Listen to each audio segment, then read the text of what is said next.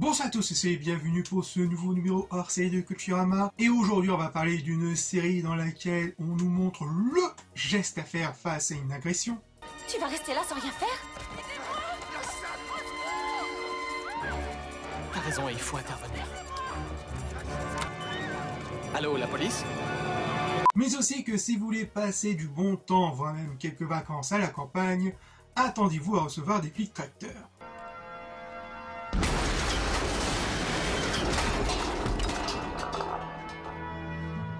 Bref, aujourd'hui, on va parler de la série Smallville. « 1999. Le studio de production Tollin Robbins Productions tente de convaincre la Warner de produire leur série racontant les origines du jeune Bruce Wayne, de ses 18 ans, jusqu'à mettre son fameux costume de Batman, dont le pilote avait été écrit par le scénariste Tim McAlhaine, qui sera le futur scénariste du film Le Géant de Fer. Mais tout ne va pas se passer comme prévu. Après de nombreuses discussions entre la division série et la division cinéma de la Warner, qui d'un côté serait ravis de produire une nouvelle série Batman, mais de l'autre notamment ceux de la division cinéma, qui voulaient mettre en scène la franchise Batman au cinéma. C'est alors que le réalisateur Joel Schumacher, celui qui avait réalisé les fameux Batman Forever en 1995 et Batman et Robin en 1997, qui débarqua dans les studios. Joel Schumacher va aussitôt présenter son pitch de son troisième film Batman, mais pas n'importe lequel, puisque celui-ci va s'inspirer du comics Batman Year War fait par Frank Miller, qui celui-ci va raconter littéralement les débuts de Batman. Mais non! Mais hasard de dingue! Bien évidemment, la Warner va tout de même trancher en faveur de Joel Schumacher, même si ces deux films concernant Batman n'étaient pas vraiment de grands succès, et spoiler alerte, celui-ci ne verra pas le jour. Toutefois, le projet de film va revenir à tout autre réalisateur, à savoir un certain Christopher Nolan, qui va reprendre le projet et qui va donner pour son premier film Batman, à savoir Batman Begins, et qui va donner bien plus tard sa future trilogie Batman. Toutefois, l'idée de la série, basée sur un jeune Bruce Wayne, va refaire surface bien plus tard, sans doute suite au succès de la série Smallville, et qui va falloir patienter en 2014 pour connaître le premier épisode de la série Gotham. Bref, revenons à Smallville. Un an plus tard, en l'an 2000, le studio Tollin Robbins Productions ressonna aux portes de la Warner, plus précisément aux portes du président même de cette époque, Peter Ross, pour un nouveau pitch d'une série, celui de la jeunesse de Superman. Ce jour-là, le président Peter Ross se souvenu d'avoir rencontré deux scénaristes, à savoir Alfred Gough et Max Millar, qui voulaient créer une série basée sur le personnage de Lois Lane. C'est alors que Peter Ross recontacta les deux scénaristes et qui tenta de les convaincre de faire la série plus concentrée sur la jeunesse de Superman. Au départ, les deux scénaristes n'étaient pas très chauds, car dans un premier temps, ils n'étaient déjà pas assez intéressés et qui voulaient un peu plus de liberté sur le côté début humain de Clark Kent, où il découvre au fur et à mesure ses pouvoirs. Après de multiples discussions, notamment avec Tollin Robbins Productions, qui va se conclure par un accord avec les deux scénaristes, et la production de la série peut enfin commencer. Au cours des premiers écrits, les deux scénaristes décident de créer pas mal de personnages inédits dans l'univers de Superman.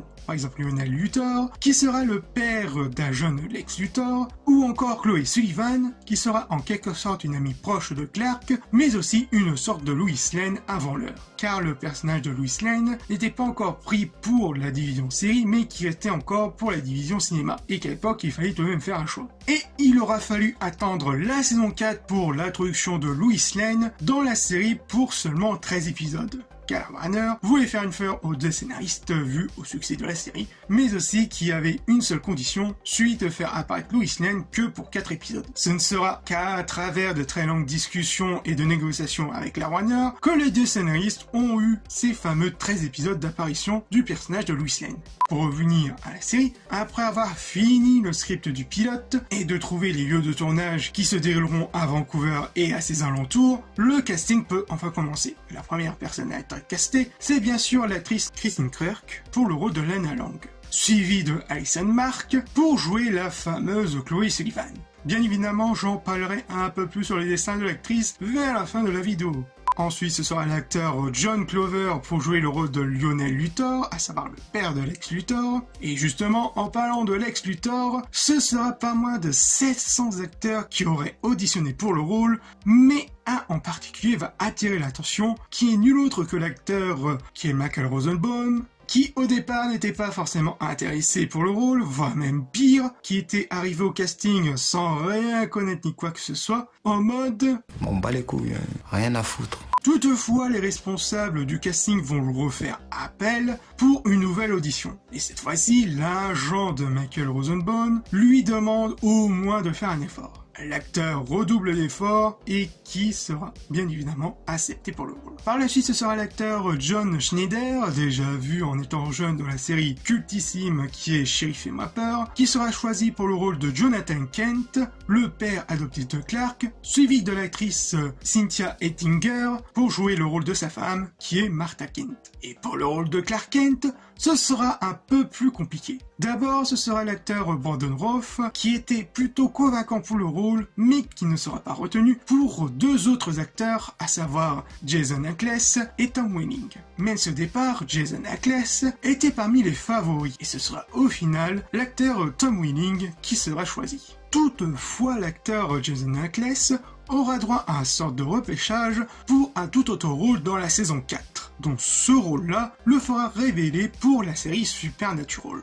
Et concernant l'acteur Brandon Routh, celui-ci prendra au final le rôle de Superman dans le Superman Returns de Bryan Singer en 2005. Une fois avoir réuni le reste du casting, le tournage du pilote peut enfin commencer à Vancouver et à ses alentours. Et une fois dans la boîte, les créateurs constatent qu'au montage, il y a quelque chose qui ne va pas. Et ce petit quelque chose n'est nul autre que l'actrice Cynthia Ettinger qui jouait le rôle de Martha Kent, qui ne convient pas au final car elle serait jugée trop jeune d'après les déclarations de l'actrice. Ils m'ont dit que j'étais trop jeune. J'ai eu beaucoup d'indications contradictoires sur la série, et que j'adorais la storyline, les gens, et le personnage. Ils ne savaient juste pas comment m'utiliser ou quoi faire avec le personnage. Je suis trop jeune pour l'avoir comme fils, et tout le monde semblait s'inquiéter de ça dès le début. Elle fut donc virée et la Warner part à la recherche de sa remplaçante. La Warner finit par trouver et faire appel à l'actrice Annette O'Toole, qui de par hasard avait déjà joué dans un des films de Superman, plus précisément dans le 3e opus, où elle avait joué le rôle de Lana Lang, qui était déjà occupée par la série The Huntress, donc ça sera une grosse panique chez la Warner, qui doit d'urgence refaire les auditions. Mais de par hasard des plus totales, la série The Huntress fut annulée, ce qui veut dire que l'actrice était libre. La Warner tente sa chance, mais l'actrice n'était pas forcément partante. Alfred Goof et Miles Millar décident d'intervenir pour la convaincre, en lui montrant que le pilote était déjà tourné et qu'il fallait retourner quelques autres scènes sans pour autant la perturber dans son emploi du temps. Annette O'Toole, en voyant le visionnage, était assez conquise et accepta au final le rôle et à refaire les 2-3 scènes à faire. Après un retournage des scènes avec l'actrice et un remontage du pilote, la Warner valide et autorisa le tournage de la saison 1, un tournage très mouvementé en termes de cascade, car Alfred Goff et Miles Millar avaient bien osé en termes d'action, dont il y a eu pas mal de blessures, notamment parmi chez les cascadeurs, dont l'un d'entre eux aura claqué à la porte dû à de nombreuses heures totalement impossibles. Entre-temps, la Warner va faire appel au compositeur Mark Snow, le compositeur iconique de la BO de X-Files, de composer la BO du film, avec toutefois l'inclusion de quelques titres de groupes et de chanteurs connus, mais bien évidemment l'utilisation d'un des titres du groupe Rémi Zero, qui est Save Me, qui sera utilisé pour le générique et qui par ailleurs feront un petit cameo en fin de saison 1.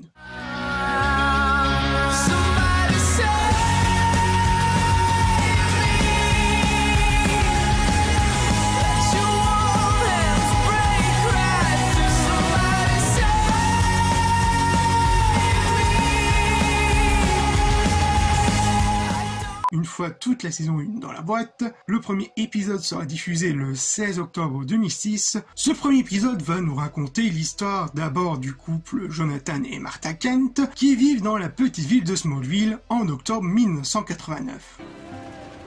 Je sais quel vœu tu as fait. Celui d'un visage d'enfant. J'en ai toujours rêvé. Alors que la ville célèbre leur nouvelle victoire au football américain local, la vie des habitants va être très vite chamboulée avec l'arrivée d'une violente pluie de météorites sans pitié.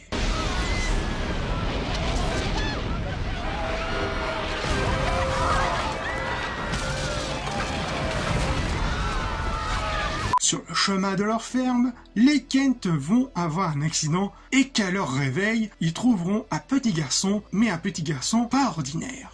On ne peut pas le garder, c'est impossible. On va dire quoi, qu'on l'a trouvé dans un champ? On ne l'a pas trouvé. C'est lui qui nous a trouvés. Des années plus tard, le petit garçon devenu ado au nom de Clark Kent, ayant de grands pouvoirs, qui tente de mener une vie normale. Salut. Mais... je croyais que... t'avais pas... J'ai pris un raccourci. Avec quoi, un bus à réaction? Mais la vie de Clark va être bouleversée avec sa rencontre avec le fortuné Lex Luthor,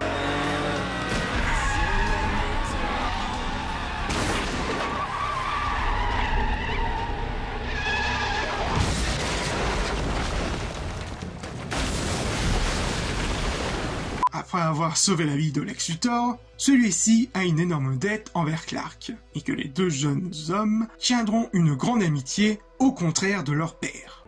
Grâce à toi, j'ai une seconde chance. L'avenir, c'est nous, Clark. Je voudrais que rien n'entrave jamais notre belle amitié. Et entre-temps, on découvrira que l'impact des météorites aura eu de lourdes conséquences, notamment sur une nouvelle génération qui, pour certains, développeront de super pouvoirs qui leur dépassent en contact de la kryptonite, et que Sir Clark et ses amis seront les seuls à pouvoir les arrêter. Je sais combien tu souffres. Je ne souffre pas. J'ai un don spécial. J'ai un but maintenant, et une destinée. On est deux alors.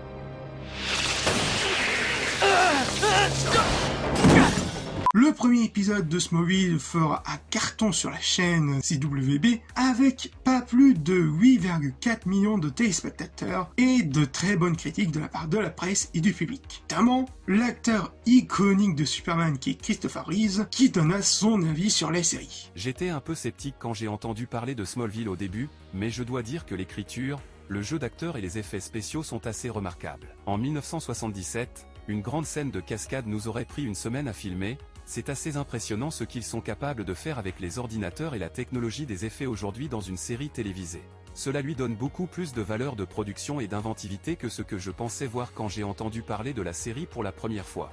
Je pense que la série fait un très bon travail en suivant la mythologie, et Tom Welling fait du bon travail en suivant la tradition.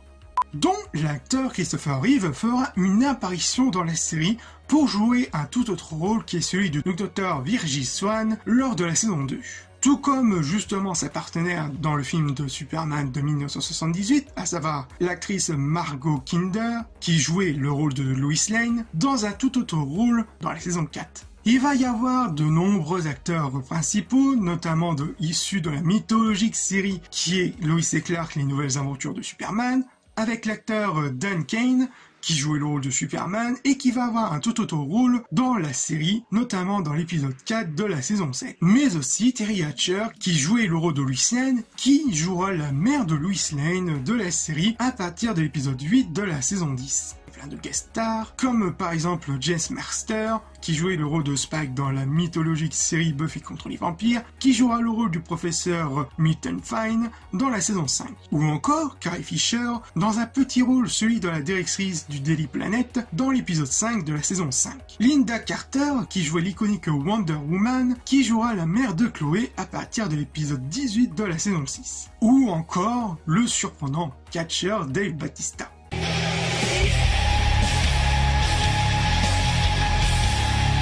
Pour revenir à Smallville, après une saison 2 plutôt réussie, voire même cartonnée un peu plus que la première, on observe tout de même une petite baisse à partir de la saison 3 avec un peu plus de 6,3 millions de téléspectateurs et 6,07 millions de téléspectateurs pour la saison 4.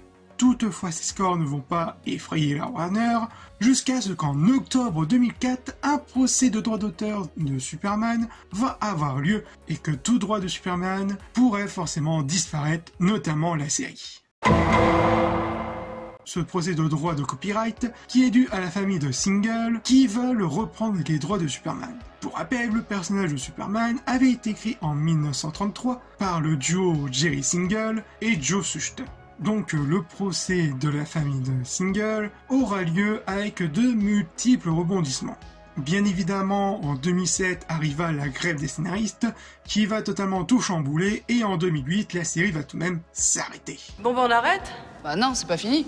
Cependant, DC et la Warner contre-attaquent auprès du 9e circuit en faisant appel qui va suspendre le premier jugement et par conséquent permettre à la série de reprendre en douce. C'est un bordel.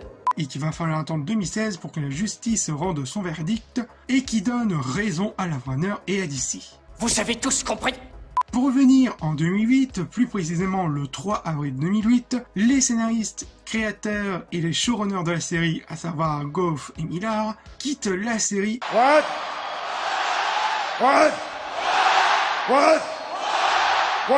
et qui seront remplacés par d'autres showrunners, à savoir Todd Slefkin, Darren Swimmer, Kelly Zorders et Brian Peterson, qui, pour rassurer les fans, étaient déjà présents à partir de la saison 2. Et c'est pas fini. Mais la série aura droit à de nombreux départs. Le tout premier départ va être pour l'acteur Sam Jones III, qui jouait le rôle de Pete, un des meilleurs amis de Clark, qui partira le premier en fin de saison 3. Apparemment, les showrunners n'avaient pas vraiment d'idée sur son personnage. Par la suite, après un peu plus de 6 ans de service, le compositeur Mark Snow, en raison de la réduction de la moitié de son salaire, et qui laissera sa place à son ami compositeur Louis Febreux pour la suite.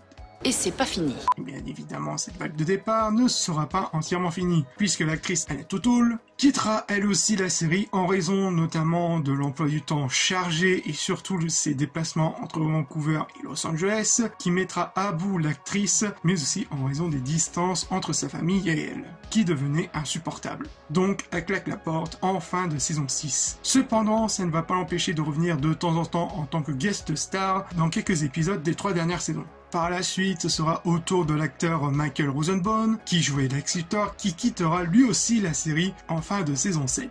La raison est simple, qui est tout simplement due à l'épuisement en nombre d'heures infernales sur les différents tournages, mais aussi que son personnage Lex Luthor avait déjà fait le tour, voire même tout accompli, mais qui viendra entièrement dans la dernière saison, qui est la saison 10. De plus, un autre procès, celui de la part sombre, dont je vais revenir avec Alison Mark, qui se tiendra en 2018. Donc Alison Mark, qui jouait le rôle de Chloe Sullivan dans la série, qui a été à la fois membre et co-dirigeur avec 7 autres femmes de la secte NXIVM. Cette secte secrète qui avait des pratiques pas très catholiques, à savoir recruter, manipuler et torturer des jeunes femmes pour les transformer en esclaves sexuels au cofondateur Kai Reiner. Pour à la fois sauver sa peau, donc alléger un peu sa peine, l'actrice Alison Mark avouera tout à la police et collaborera avec eux tout au long de cette affaire jusqu'au procès. Mais avec toutes ces informations, de quoi vaut vraiment la série Smallville ?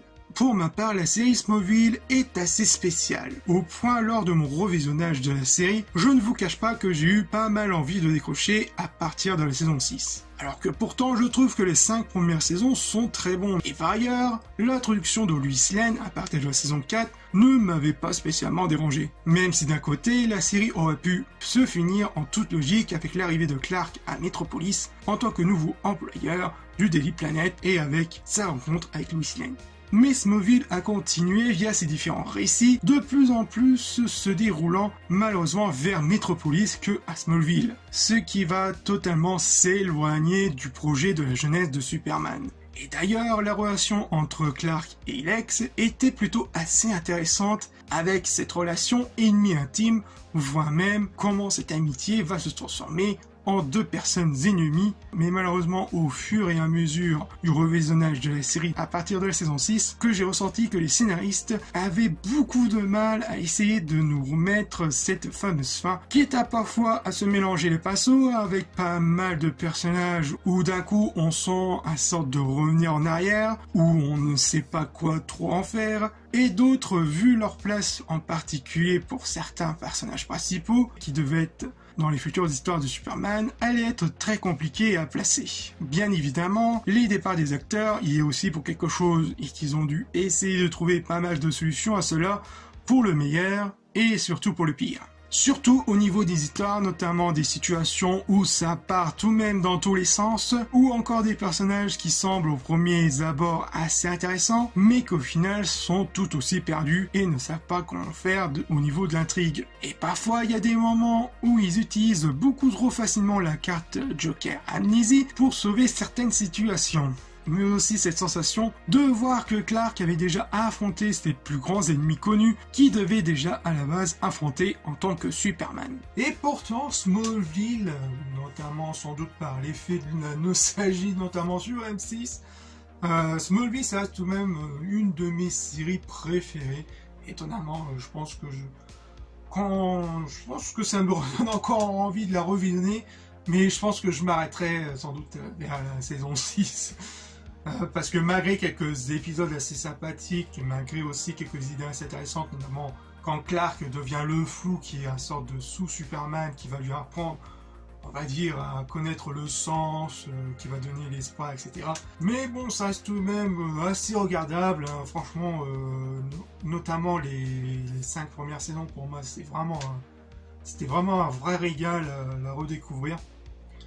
Mais sinon, si vous réussissez à dépasser les 5 premières saisons, accrochez-vous, car il y a des moments où ça part vraiment un peu en couille. Voilà donc ce hors-série de Culture Infinie, j'espère qu'il vous aura plu. N'oubliez pas de liker, commenter, de partager et à vous abonner si le contenu vous plaît.